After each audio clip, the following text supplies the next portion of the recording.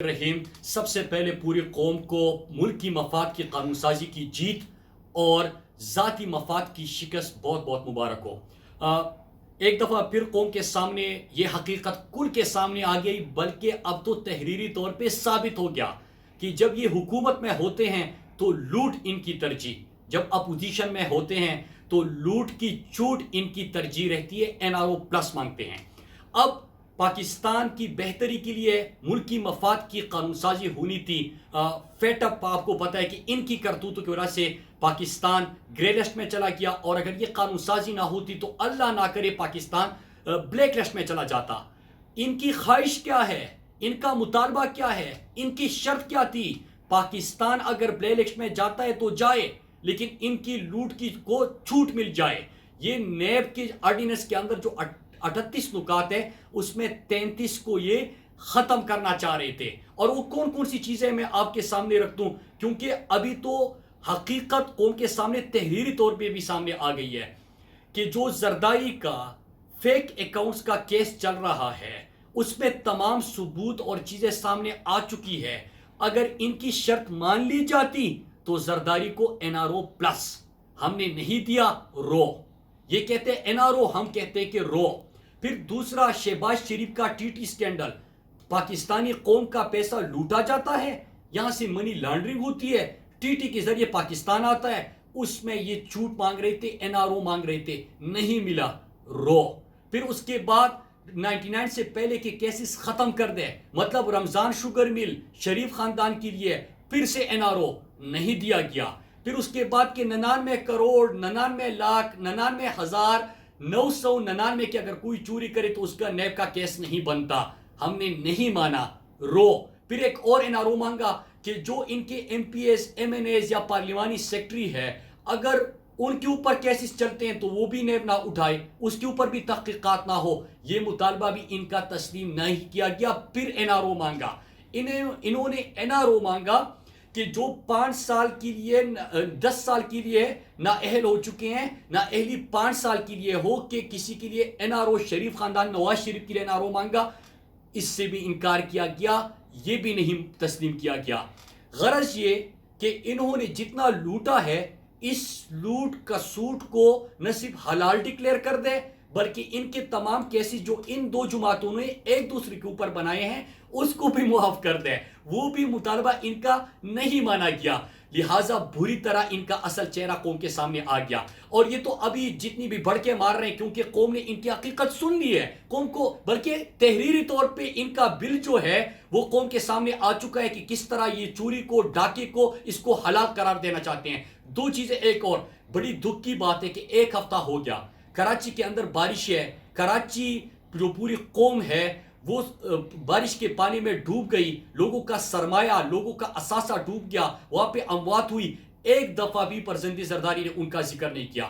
تیسری چیز جو انہوں نے ذکر کیا کہ معاون خصوصی اور ایڈوائزرز کے اثاثے، پاکستان میں کوئی قانون نہیں تھا، عمران خان نے پہلی دفعہ ان کے اثاثے اور شریعت قوم کے سامنے رکھی۔ ہمارا مطالبہ ہے کہ سندھ کے جو معاون خصوصی ہے اور ایڈوائزرز ہے اور آپ کی پارٹی لیڈرشپ ہے، وہ بھی اثاثے اور شریعت قوم کے سامنے رکھ کے۔ آخر میں بڑی مذمت کرنا چاہتا ہوں کہ جب ایئر وائی نے ان سے سوال کیا تھا کہ 5.5 کروڑ صحت کا بجٹ کہاں پہ خرچ ہوا، انہوں نے ان کے خلاف غلیظ ترین کمپین چلائی۔ اب سما نے جب ان سے سوال کیا کہ آپ جو پانی میں بارشوں میں لوگ ڈوب رہے تھے، وہاں پہ ان کے اثاثے ڈوب رہے تھے، اس کے حوالے سے انہوں نے اپنی ذمہ داری نبھائی، ان کے خلاف جو غلیظ کمپین چل رہی ہے میں اس کی بھی مذمت کرتا ہوں۔ یہ ان کا اصل چہرہ بے نقاب کرتا ہے، کیونکہ جمہوریت سے تو آئے نہیں ہے، پرچے لہرا کے آ جاتے ہیں، تو ان کو کیا پتا، یہ تو یہی کہتے ہیں کہ یہ کون ہوتے ہیں مجھ سے سوال کرنے والے، جمہوریت میں سوال ہوتے ہیں۔ تو اس قسم کا سینسرشپ جہاں آپ نہ کتاب پڑھ سکتے ہو، نہ انٹرنیٹ پہ جا سکتے ہو، نہ کسی وہ ویب سائٹس کے پیچھے آج کل پڑے ہوئے ہیں، ان کا نام مجھے نہیں پتہ، سوشل میڈیا کے جو ویب سائٹس ہیں جو بچے یوٹیوب، تو ہم سب PUBG کوئی چیز ہے جس کے پیچھے یہ ہر چیز پہ یہ سینسرشپ کرنے کی کوشش کر رہے ہیں، یہاں تک کہ آج پھر سے نیشنل اسمبلی آف پاکستان کو سینسرشپ۔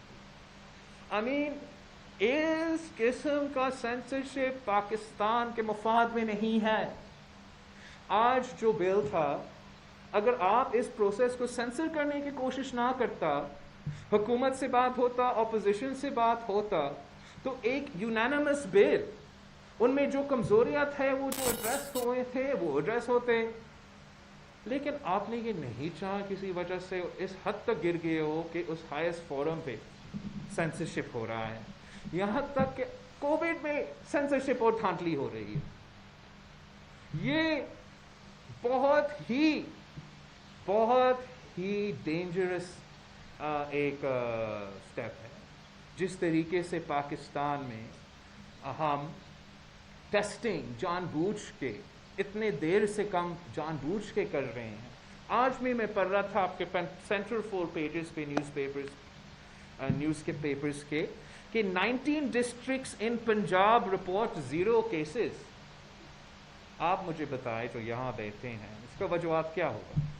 اس کا یہ وجوہات ہوگا کہ یہ 19 ڈسٹرکٹس میں کرونا ختم، یا ان 19 ڈسٹرکٹس میں آپ سے جھوٹ کہا جا رہا ہے، ان 19 ڈسٹرکٹس میں صحیح ٹیسٹ نہیں کروا رہے ہیں، وہ بڑے اپنے آپ کو چلاک سمجھ رہے ہیں کہ ٹیسٹ نہیں کیا، کووڈ نہیں ہوا، مسئلہ ختم۔ لیکن آپ اس میں جو شرائع اموات ہوگا، جو لوگ بیمار ہوں گے، جو آپ کا معیشت پہ نقصان ہوگا، یہ زیادہ ہوگا اگر آپ ٹیسٹ نہیں کریں گے۔ اگر آپ لاک ڈاؤن کے حق میں کبھی بھی نہیں تھے، ٹیسٹنگ کے خلاف تو کوئی بھی نہیں ہو سکتا، کیونکہ وہ واحد طریقہ ہے کہ آپ اپنے آپ کو بھی بچا سکتے ہو، دوسرے کو بھی بچا سکتے۔ جو بیمار ہے وہ صرف ان کے لیے ان تک ٹارگٹ رکھتا ہے۔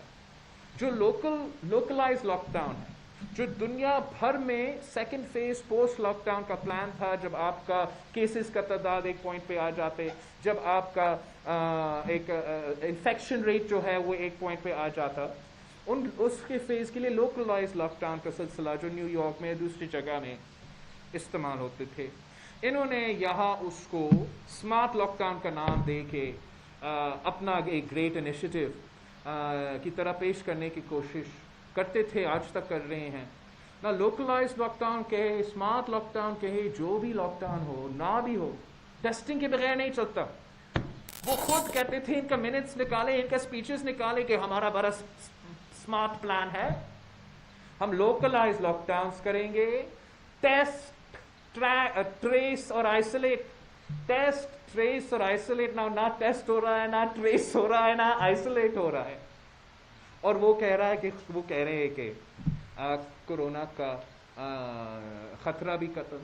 ہاں، جو ہاسپٹلائزیشنز کا سرج ہوا تھا ہمارا پچھلے عید کے بعد، اس لیے ہم سمجھتے ہیں کہ اگر ہم اس عید پہ صحیح پابندیاں لگاتے، صحیح تحفظ کی کوشش کرتے، تو جتنے لوگ بیمار ہوئے، جتنے لوگ فوت ہوئے، وہ ان کو نہیں that didn't need to happen anyway، اب وہ نہیں ہوا۔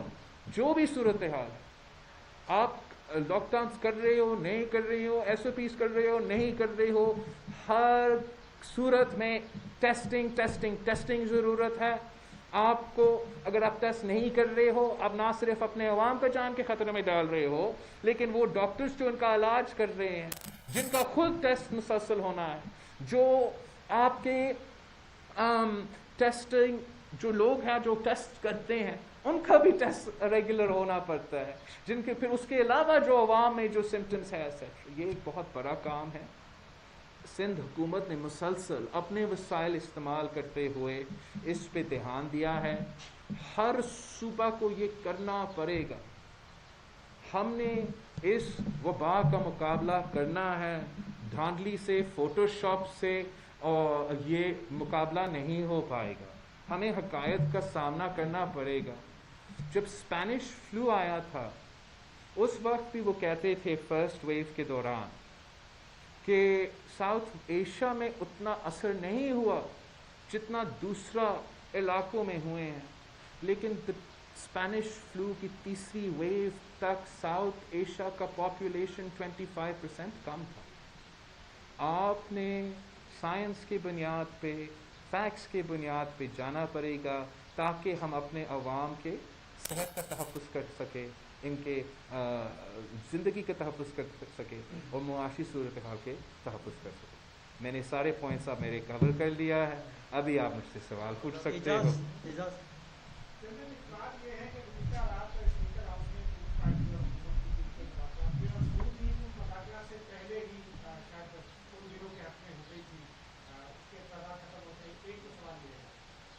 میں اس سوال پلیز یہ سوال بہت امپورٹنٹ ہے, میں اس کو تفصیل میں بات کرنا چاہتا ہوں. کل اسپیکر ہم نے پاکستان پیپلز پارٹی نے پورے ملک کے سامنے نیشنل اسمبلی میں ہر جگہ اپنا اعتراضات ریکارڈ کیا تھا کہ اس بل میں ہمارے امینڈمنٹس نہیں ہیں اور ہم اس صورت میں اس کے ساتھ نہیں رہ سکتے ہیں. اگر ہم ساتھ نہیں دیتے اس بل کا تو پھر ان کا پلان تھا وہ غلط بل کو امینڈمنٹس کے بغیر جوائنٹ سیشن میں بھی لے کر آتے. ہمارا میٹنگ ہوا اسپیکر, اور میں اتنا سمجھتا ہوں کہ یہ جو ایشو ہے جو ہمارے امینڈمنٹس ہیں وہ میٹنگ اتنا کامیاب تھے کہ پی ٹی آئی جو پہلے what ever reason they can explain ہمارا امینڈمنٹس نہیں مانے تھے, اس میٹنگ میں مان لیا. اس لیے پی ٹی آئی نے ہمارا ساتھ دیا سینٹ